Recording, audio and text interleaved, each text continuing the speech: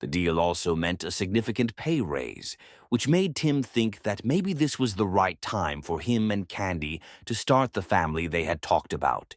However, doubts had begun to creep into his mind after a recent camping trip with Jake, just over a week ago. When they returned, he noticed a change in Candy's behavior. She seemed distracted and often snapped at him for no apparent reason. But there was something else. After they had tossed their dirty clothes in the hamper, Tim found a pair of Candy's panties with an unusual stain in the gusset. When he picked them up, he noticed that whatever the substance was, it had already dried and had a strong, unmistakable smell. It was then that it hit him, and he felt as though everything he knew had shattered. While he couldn't be sure whose fluid it was, he vowed to find out the truth. He had a trip to the West Coast coming up, so he visited a lawyer to discuss his options in case Candy was being unfaithful. He feared that their marriage might be over.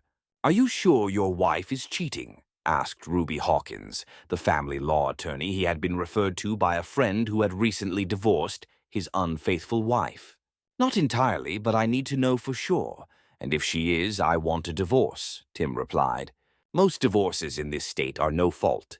You can file for adultery, but you'll need solid evidence," Ruby explained. "Do you mean like photos or a video?" Tim asked. "Yes. If you'd like, I can hire an investigator to track her and gather the proof you need," Ruby offered. "Please do that." "What can I expect from the divorce?" Tim inquired. "Since she earns about the same as you from her teaching job, we may be able to avoid her receiving alimony. You don't own property, and you don't have children, so everything will likely be split 50-50. Your retirement stays with you, and hers stays with her. If she's been unfaithful, we'll use that as leverage and present the evidence to ensure a favorable outcome. I'll begin preparing the paperwork, and we'll move forward once we have proof." "Go ahead and do it," Tim agreed. "I'll be out of town for about 3 days, so I imagine that's when she'll probably make her move." Ruby called her investigator, Marvin Johnson, who suggested that Tim install a tracking app on Candy's phone. Marvin also provided him with a device to record calls on his landline and an audio recorder for Candy's purse. Tim disliked the idea of spying on his wife, but he needed answers. There were other signs, too. Ever since the camping trip, Jake had seemed more smug and patronizing, almost as if he knew something Tim didn't. Tim got through the week, and as he was leaving for the airport, Candy drove him there, kissing him goodbye. "I'll call you tonight after dinner," Tim told her. "Okay, dear," she replied. "Have a safe flight." That night, as promised, Tim called Candy and was surprised to learn that she would be working as a waitress at a party Jake was hosting at his house. Candy explained that one of the original waitresses had fallen ill, and Jake had asked her to fill in.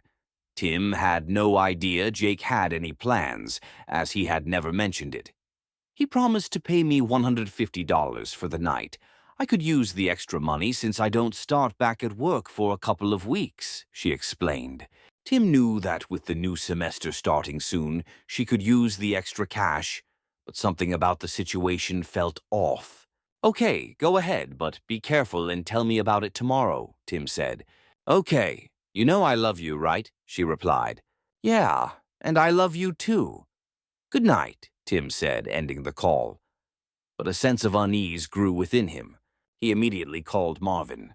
"I just wanted to let you know that Candy's been asked to wait tables at Jake Hudson's party," Tim said. "Got it," Marvin replied. "We'll track it and keep you updated." The next day, Tim tried calling Candy, but she didn't answer. He also called their home phone, but only got the answering machine. Surely she didn't spend the night with Jake, he thought. His worst fears were confirmed later that afternoon when Marvin emailed him. "Candy spent the night at Hudson's house, and she was busy last night. I've attached a few photos, but I must warn you, they're pretty graphic. I'll send a full report when you return." Tim opened the attachments and his heart sank.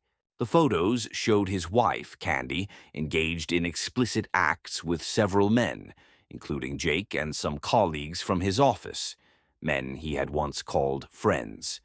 In one photo, she was lying on the floor in a compromising position, with clear signs of her encounters still visible. Jake was unmistakably present. Tim's hands trembled as tears welled up in his eyes. He could hardly believe what he was seeing. He called her phone again, but it went straight to voicemail. He tried the house phone, but again it went to the answering machine. He didn't leave a message and instead went to the hotel bar to drink away his sorrow. The next morning, he checked the tracker and saw that Candy's phone was still at Jake's house, which likely meant she was still there. Marvin then sent another email with 2 more photos. These pictures showed Candy involved in a group sexual activity with around 10 men, including Jake, Tim's son Mike, and 5 other colleagues from Jake's IT firm. The other 3 men were strangers, likely friends of Mike's. Tim finished his work with the California client, collected the contract, checked out of the hotel, and took an early flight back home. At the airport, he noticed that Candy's car was gone. When he arrived home, he checked the tracker, and once again her phone was still at Jake's house. He went inside, changed his clothes, and called Ruby's office. He was surprised when her receptionist said she was available and could see him that afternoon. Tim then called Candy's cell phone, and she answered breathlessly. "Hey, it's me. Where are you?" Tim asked. "I'm at home, just catching up on a few things before classes start," she said. Tim was shocked by the lie. "I see. Well, I'm done here in California and on my way home." "Good. I've missed you so much. Call me when you land and I'll come pick you up at the airport," she said.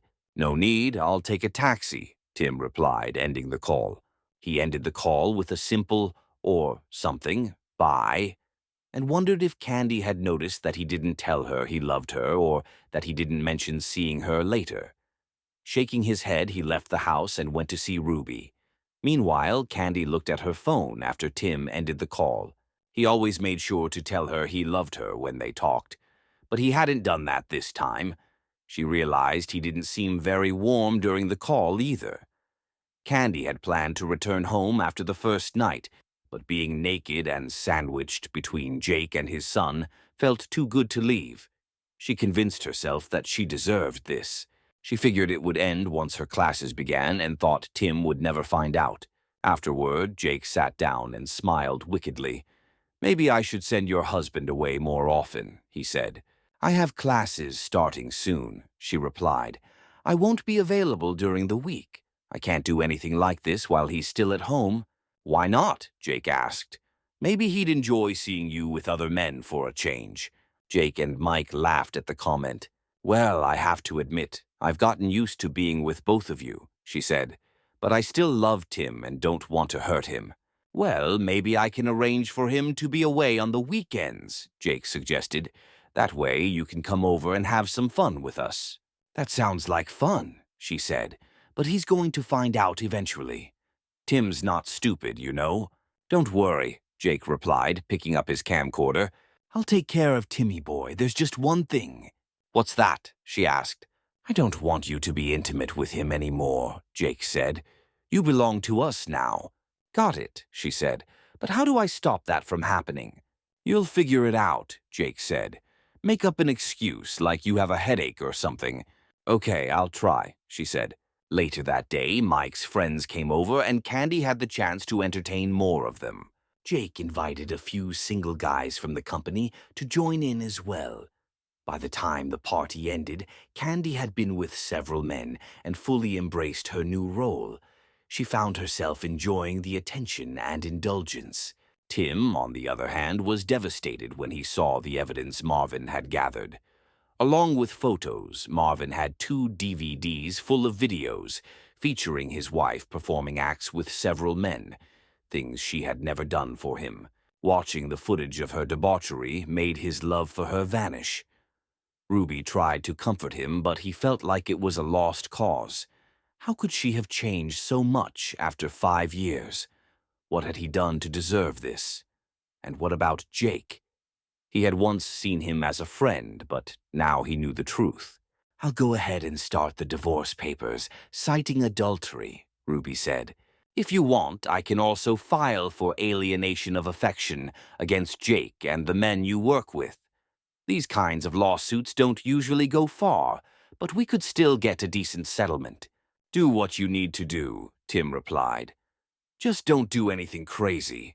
I don't want to have to bail you out of jail. Tim shook his head. Don't worry, I won't. When can you have the papers ready? I can have everything prepared in a couple of days. In the meantime, try to act normal around your wife. I'm not a great actor, and there's no way I'm touching her again, Tim said. God only knows what she's gotten from all those men. Just tell her you're not feeling well. That should buy you some time. Yeah, okay, Tim said before leaving Ruby's office. As he sat in his car, Tim suddenly realized something else. He couldn't work for Jake anymore, not after what he had learned. He wouldn't be able to stand being around the men who had betrayed him. He pulled out his phone, scrolled through his contacts, and found the number he was looking for. He dialed it, hoping for the best. Carlson, came the voice on the other end. John, it's Tim Burns, Tim said. How's it going, old friend? Could be better. Listen, is that position with Empire still open? John Carlson, an executive at Empire, had been trying for a while to get Tim to join their team.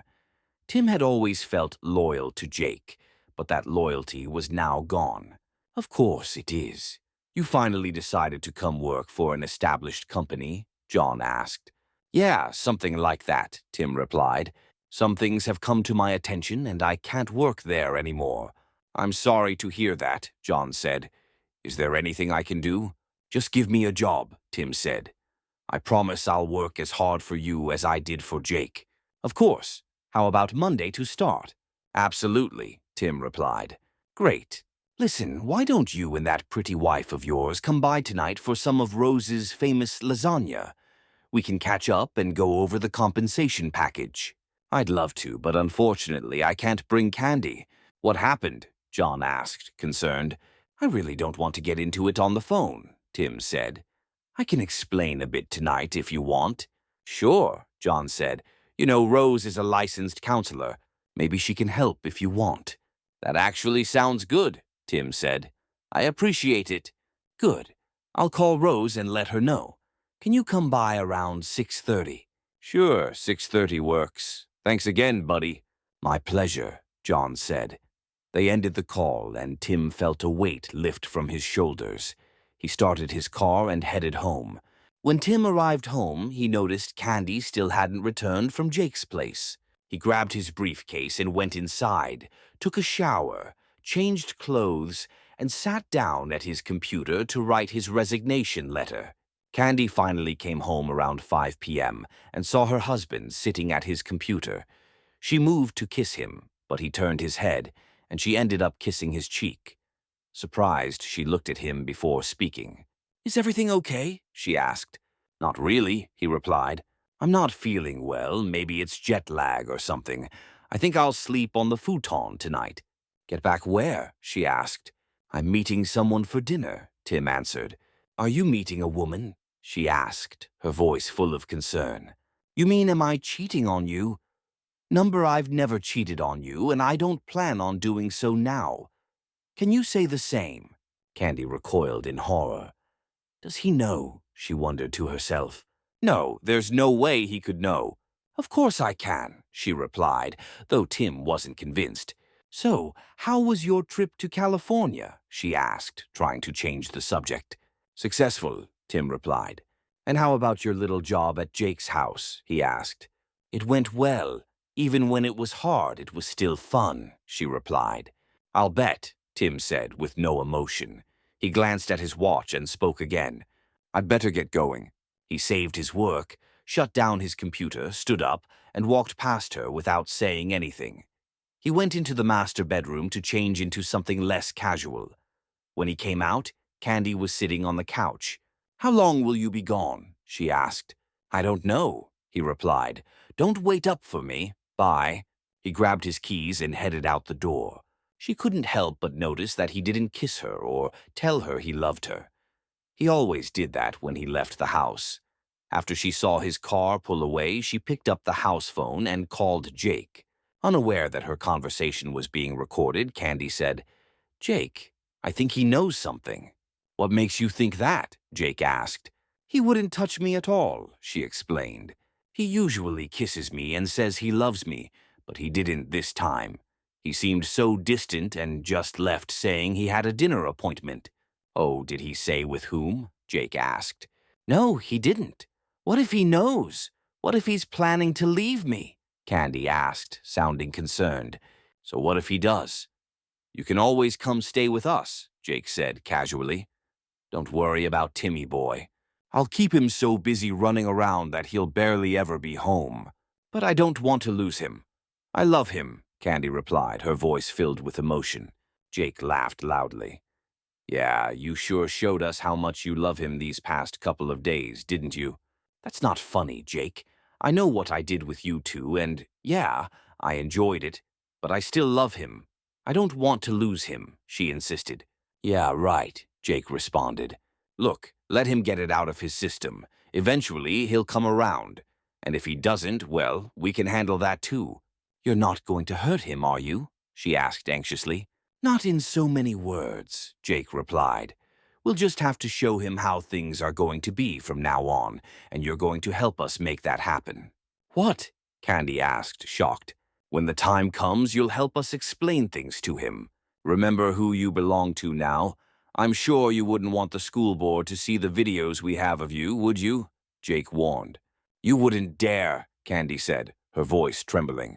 "Oh yes, I would," Jake said coldly. "I've got videos from the camping trip and plenty more of you in very compromising situations.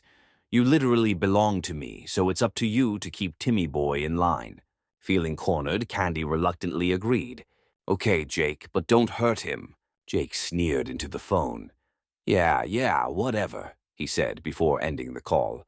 Tim pulled up to the large two-story home where John and Rose Carlson lived. He got out of the car, grabbed the bottle of wine he'd picked up on the way over, and rang the doorbell. John answered with a smile and graciously accepted the wine. "Come on in, Tim," John said. "Thanks for the wine. It'll definitely get put to good use tonight."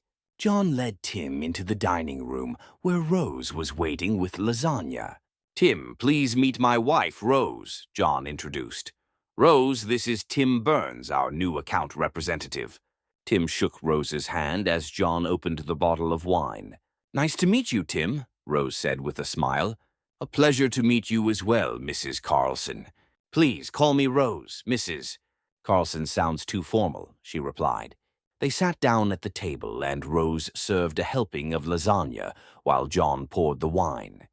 Tim had never tasted lasagna this delicious and offered his thanks. "This is the best lasagna I've ever had," Tim said. "I'm glad you like it." "It's one of my specialties," Rose replied. "So, Tim," Rose began, "I don't mean to pry, but I'm curious. Why did you leave Jake so suddenly? Did something happen?" Tim nodded before he began speaking. "Yeah, something definitely happened. Please tell us about it," Rose encouraged. Tim took a moment to collect his thoughts before telling them what had happened. "Damn," John said, shaking his head. "That's cold. I really feel for you.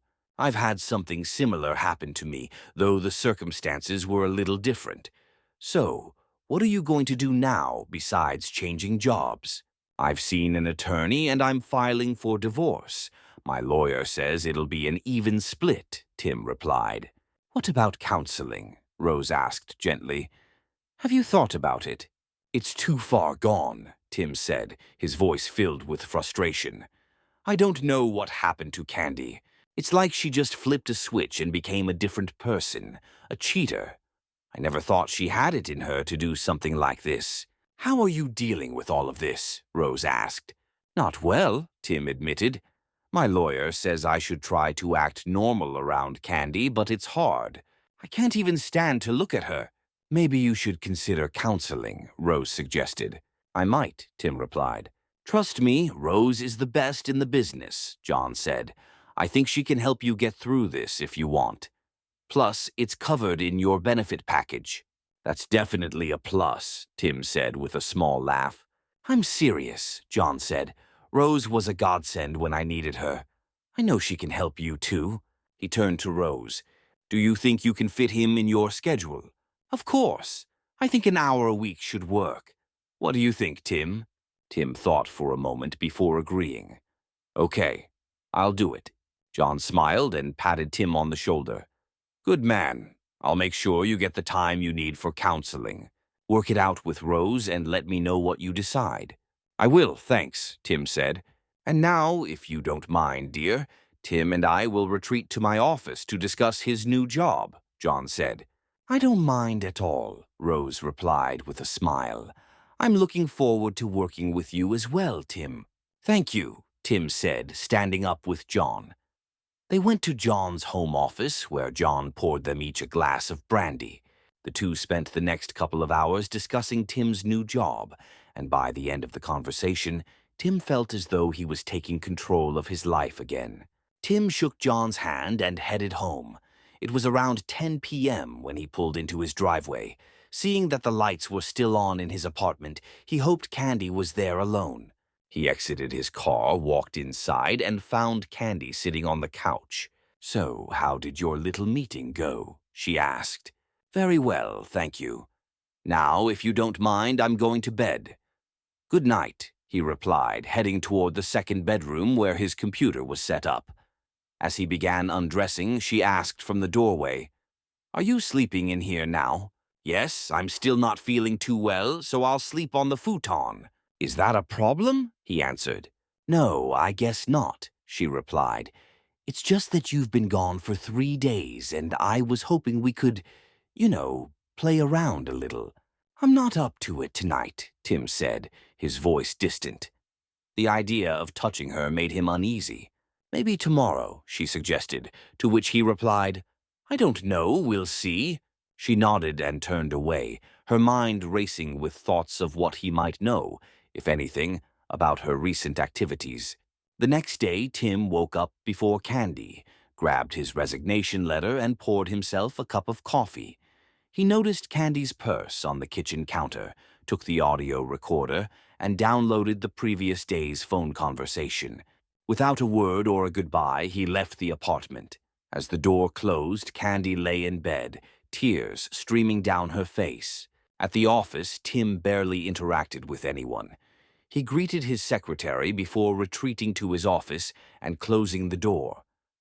While packing his belongings, Jake walked in. What's this? Jake asked. Tim opened his briefcase and pulled out 2 envelopes. One is the signed contract for California, and the other is my resignation, effective immediately. I expect my bonus for landing the California account and my final paycheck, including my unused vacation time. A resignation, Jake said, taken aback. What the heck? Why are you leaving? I need you. Seriously, you honestly don't know, Tim replied, shaking his head. I've had enough. Some things came to light and I can't stay here anymore. I've accepted another position with a different firm.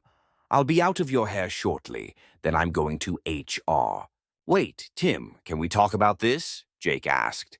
Tim shook his head. There's nothing to discuss. I considered you a friend, but you stabbed me in the back and ruined my marriage. You can find someone else to manipulate. So that's what this is about, Jake said with a smirk. Well, just so you know, your wife was more than willing to be intimate with me. We don't need to let this ruin your career. Just let her sow her wild oats for a while, and she'll come back to you. You're a slimy piece of work, aren't you? Tim seethed. Do you honestly think I'd go along with something like that? How long have you been sleeping with her? Jake, unfazed, answered, The first time was during the camping trip, on the second day while you were skiing. She made the first move in the tent. She even told me I satisfied her better than you did. Things escalated, and she couldn't get enough. Tim's anger boiled over. And that's when you had me leave to handle something at the office, right? You wanted me out of the way so you could be with my wife? Jake smirked again. Yeah, so what? Tim wasn't finished. And the whole thing about hiring her as a waitress at your party, that was just another excuse to get her into bed, wasn't it? Yeah, it was, Jake admitted nonchalantly. Tim pulled out his phone, stopped the audio recording, and saved it. Thank you for the admission. Now, if you don't mind, I'm done packing. I'll go to HR and I'll be out of your way. Wait, you can't use that recording, Jake protested. We'll see, Tim responded coldly. Goodbye, Jake. Rot in hell. Jake grabbed a photo of Candy from Tim's desk. You forgot something. Tim looked at him, saying, I didn't forget. I don't want it. You and your son want her so much, you can keep her. I'm done with both of you. With that, Tim left the office.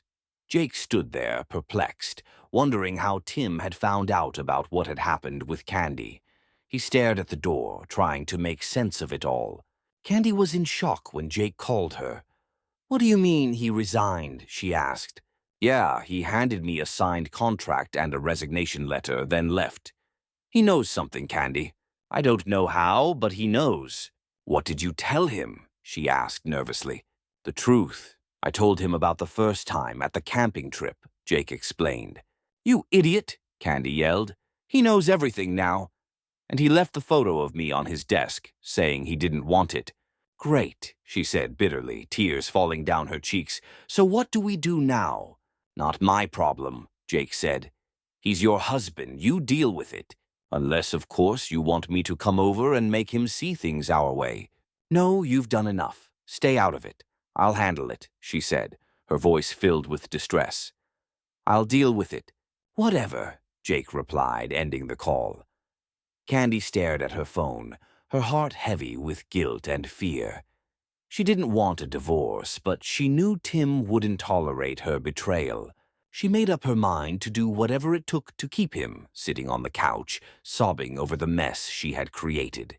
A few minutes later, Tim pulled into the driveway. He saw Candy's car and, after checking that Jake's car wasn't there, grabbed his box and briefcase before heading inside. Without saying a word, he went into his office, closed and locked the door, and began checking for any voice recordings. He found the one from Candy and Jake and listened to it. After forwarding it to his lawyer, he called her. Hello, Tim, his lawyer said.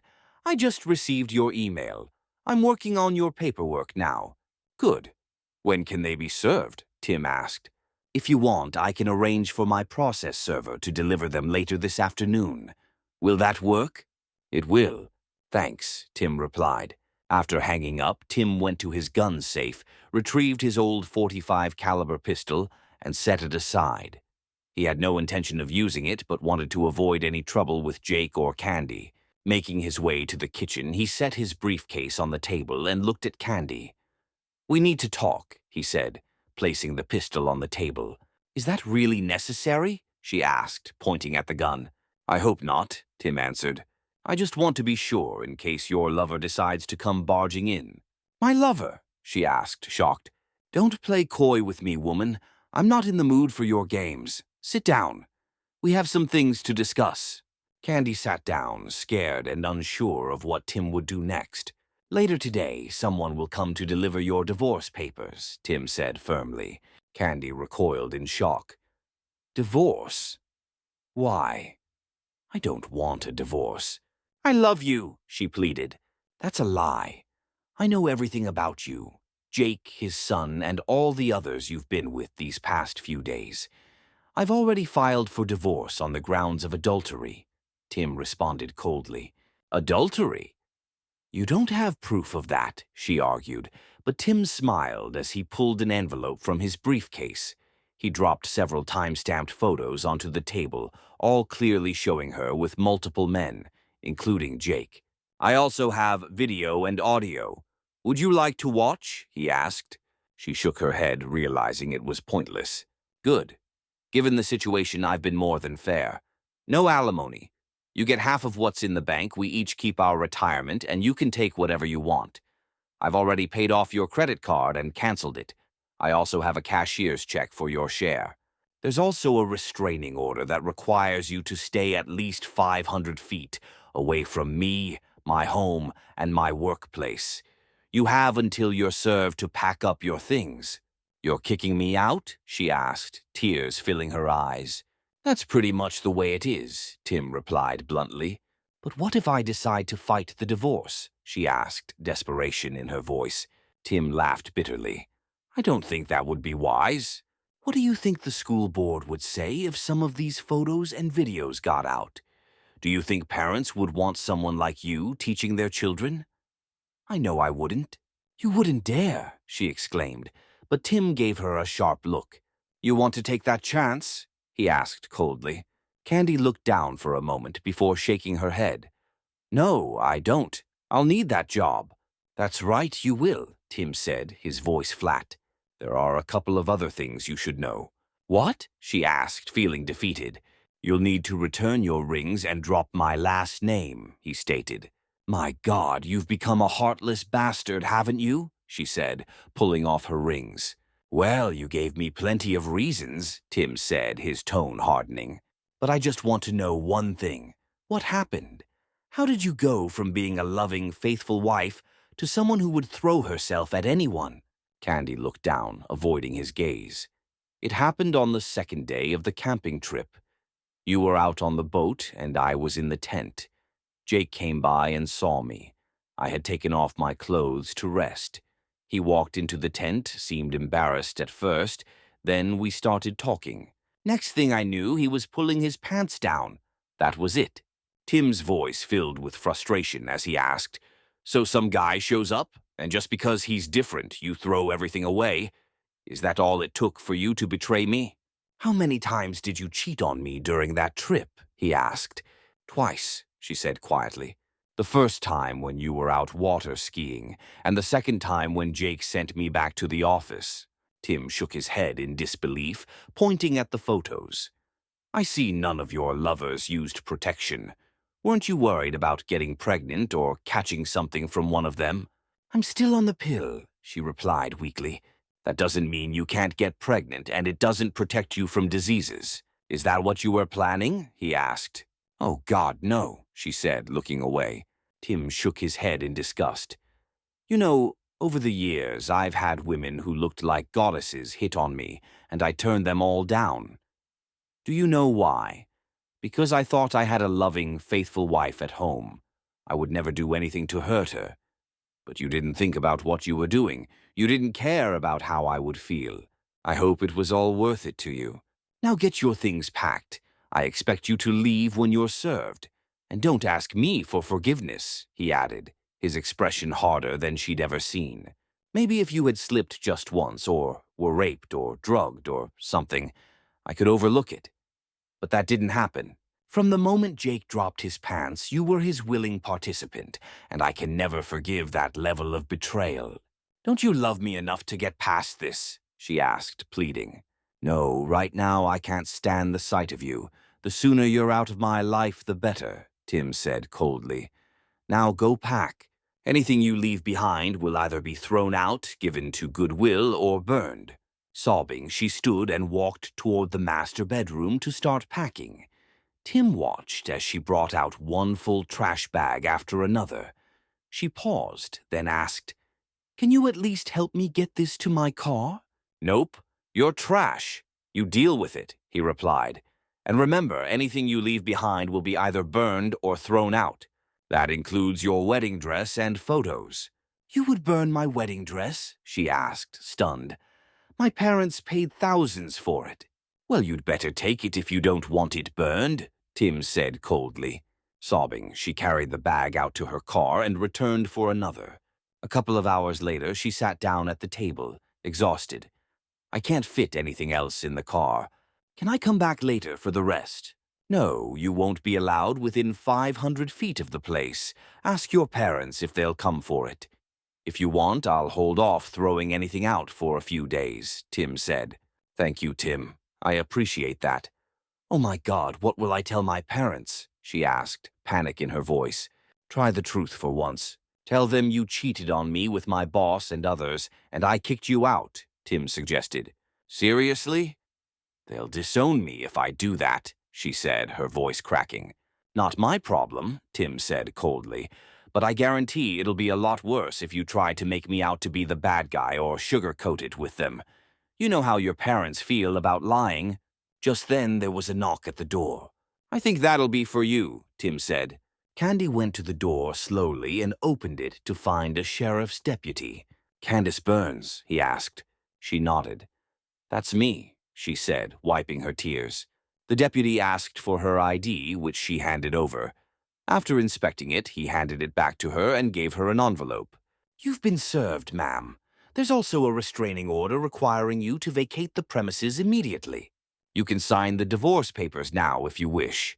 Candy nodded and pulled out the paperwork, looking it over. Can I have a pen? She asked before signing the papers. I'll get this back to your attorney. You need to leave now. If you try to come back, you'll be arrested and jailed. Do you understand? Yes, she said, her voice filled with sadness.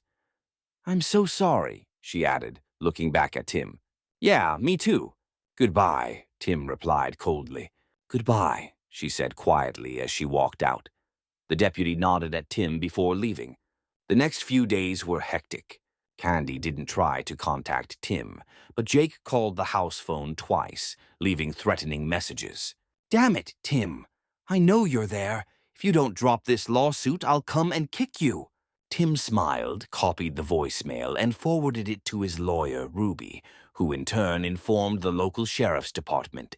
Candy's parents also called, asking if they could come by to retrieve her belongings. Sure, just make sure she's not with you.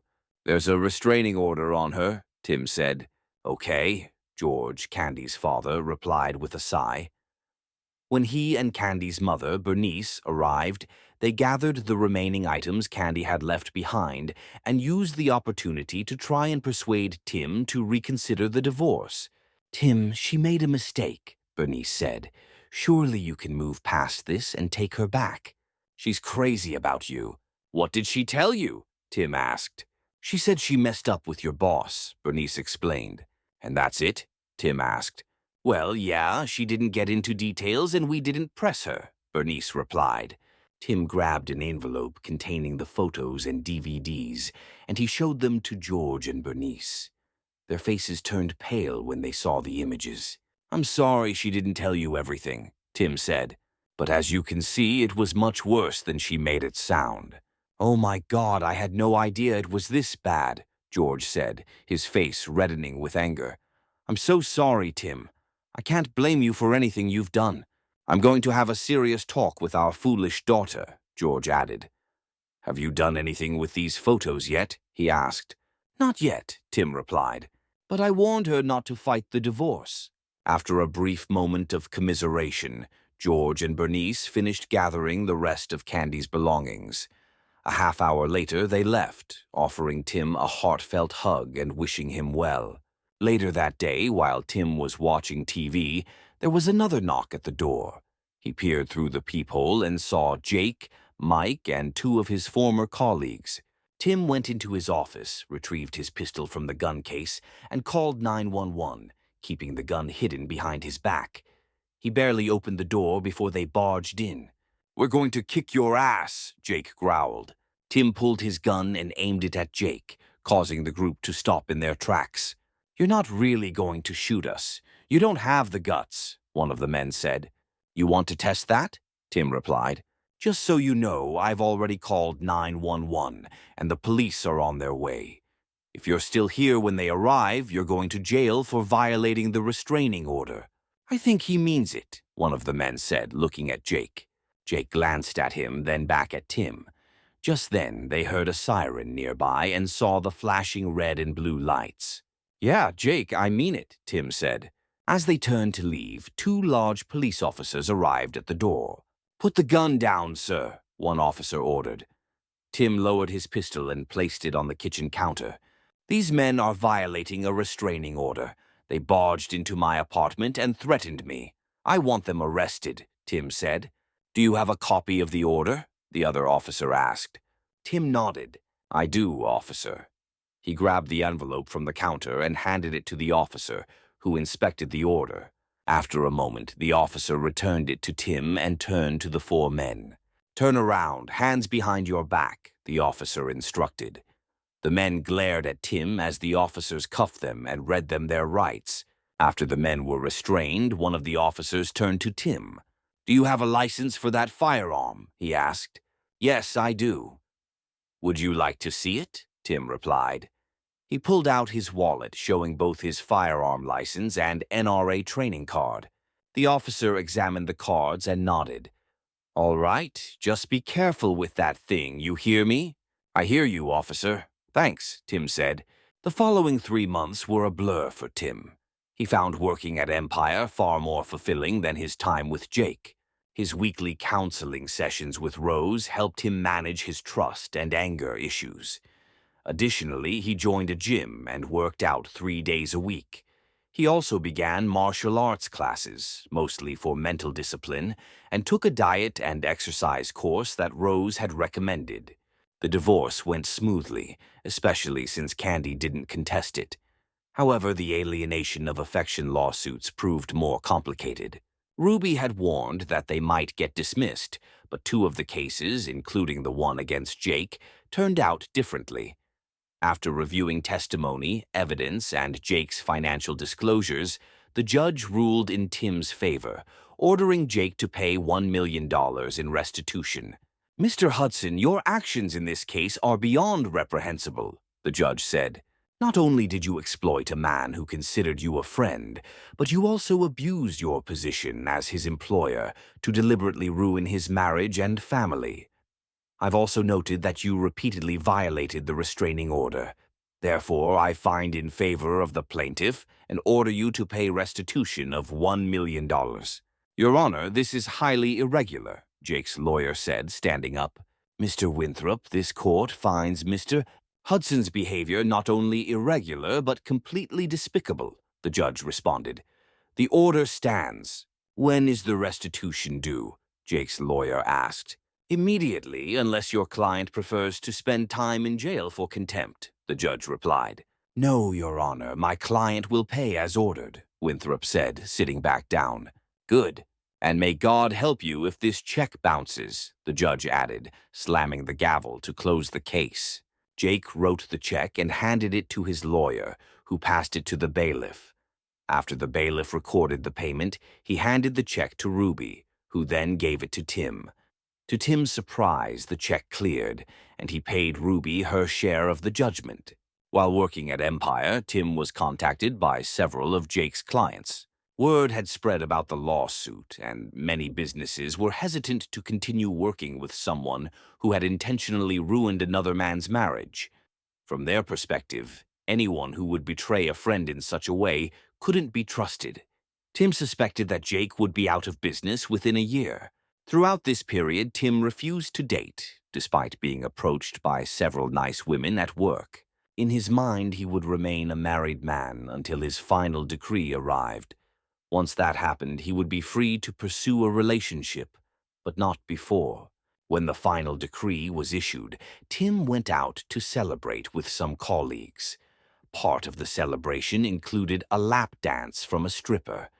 A couple of months after receiving the decree, Tim got a phone call from Bernice. "Tim, this is Bernice. Do you have a minute?" she asked. "Sure, Bernice. What's going on?" "It's Candy. She's HIV positive. She just got the test results," Bernice said. "I'm sorry to hear that, Bernice. But honestly, I'm not surprised. We're officially divorced now, so there's nothing I can do. She's not on my insurance, and I'm not responsible for her." "I know, but I was hoping maybe you could find it in your heart to talk to her for a little while," Bernice said. "Well, I suppose I can, but I'm not sure what good it'll do," Tim replied. "Please, just come over and talk to her for a few minutes," Bernice pleaded. Tim paused for a moment, then agreed. "All right, I'll come over for a little while." "Thank you so much," Bernice said, clearly relieved. Tim drove to Bernice and George's house and was taken aback by how frail and thin Candy looked. She began to approach him, but he waved her off. She sat down and invited him to take a seat on the couch. "You're looking well, Tim, better than I remember. How are things going?" she asked. "Good," Tim replied. "New job, new friends, a new outlook on life. How about you?" "Not so well," she said softly. "You know I'm HIV positive." "Your mother told me," Tim responded. "I'm sorry to hear that, though I can't say I'm surprised. Do you know when you got infected?" "I think it was during one of the days I spent with Jake," she said. I had unprotected intimacy with several men that day. Does Jake know? Tim asked. She shook her head. Not yet. I'll have to tell him so he can get tested too. But I'm sure he's not going to take it well. Yeah, probably not, Tim replied. Listen, Tim, I just want to apologize to you one last time. I was hoping you could find it in your heart to forgive me for what I did. I now realize how much damage my actions caused. I could have stopped at any point, but I didn't. I was foolish and selfish, and I let my emotions control my decisions. Now I'm paying the price. I had the best husband and partner anyone could ask for, and I threw it all away for something meaningless. I know you're angry, and you have every right to be, but I can't find peace unless I have your forgiveness before it's too late. Tim listened carefully. This was the first time she had truly taken responsibility for her actions, the first time she had acknowledged the impact on others. He thought about his counseling sessions with Rose. Holding on to a grudge against Candy wouldn't help him move on. After a moment of silence, Tim nodded. All right, Candy, I forgive you. She began crying as she sat in the chair. Tim thought about comforting her and stood up, but she waved him off. Thank you so much, Tim, she said, her voice breaking. That means more to me than you know. Listen, I want you to find a woman you can love and trust, marry her, and have children. I'm done. I'm finished, but you have your whole life ahead of you, and you deserve to be happy.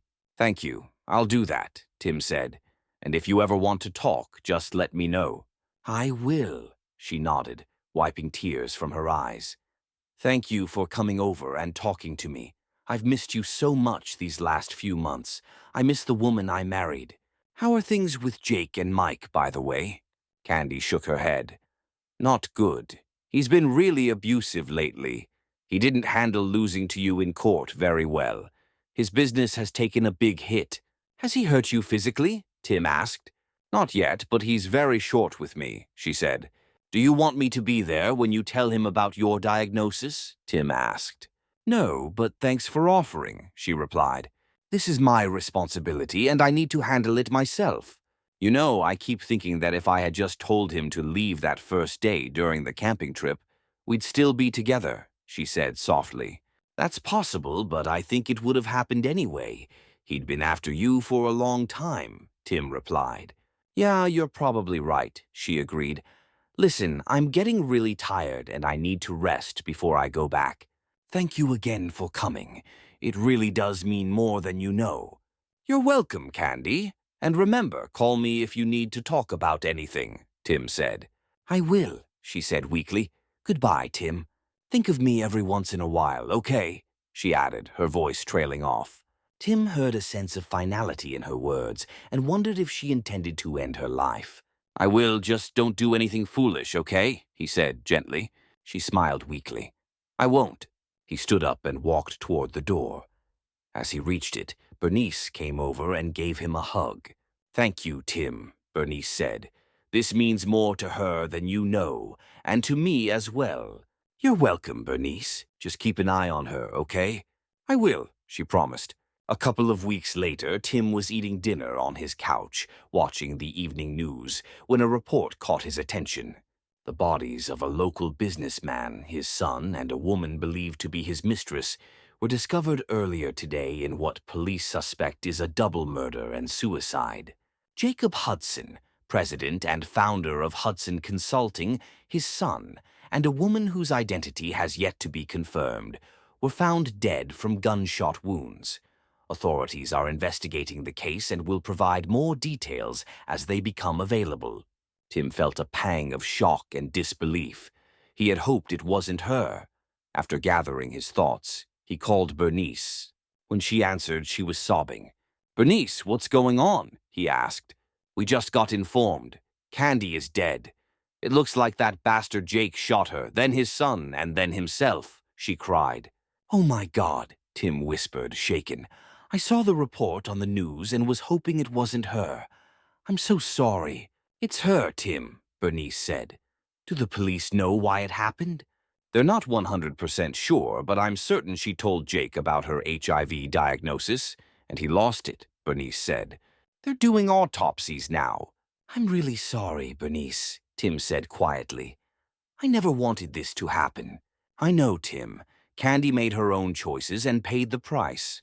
Still, it's hard to lose an only child like that. I'm just glad you were able to make peace with her, Bernice said. I like to think she's in a better place now. Let me know if there's anything I can do, Tim said. Thank you, Tim, Bernice said, her voice heavy with grief. Candy's memorial service took place a few weeks later, and Tim took time off to be there for her parents. The autopsies confirmed that both Jake and Mike, along with Candy, had been HIV positive. From what police could gather, Candy had told Jake about her diagnosis and suggested they all get tested. When Jake and Mike found out they were also positive, Jake shot Candy in the head, then killed his son, and finally turned the gun on himself. Tim spent a few days reflecting on Candy's death, remembering the good years they had shared. Then, one day, out of the blue, he got a visit from Cynthia Stone, another rep from his team. Hey, cowboy, she said with a smile. Want to join us for happy hour tonight? You look like you could use some company. Tim thought about it for a moment. He almost turned her down, but decided to accept. Sure, I'll join you. Great. Come on down to the Hitchin Post after work, okay? She asked with a smile. I'll be there. Thanks for the invite, Tim said, watching her walk away. As she left, Tim thought, so the circle of life continues. Then he heard a familiar voice in the back of his mind. Go for it, big boy. She's got the hots for you, the voice said. Tim was surprised and looked around but saw no one. A chill ran up his spine. No, he thought to himself, that can't be possible. Or is it? And so we've reached the end of the story. Was it what you expected, or did it take a turn you didn't see coming? I'd love to hear your thoughts. Share them in the comments below, and let's get a conversation going. If this story kept you hooked, make sure to hit that like button. If you haven't subscribed yet, now's the perfect time to join our community. I bring fresh, captivating stories every day, so click the subscribe button and turn on notifications so you never miss out. Thanks for watching, and I'll see you in the next one.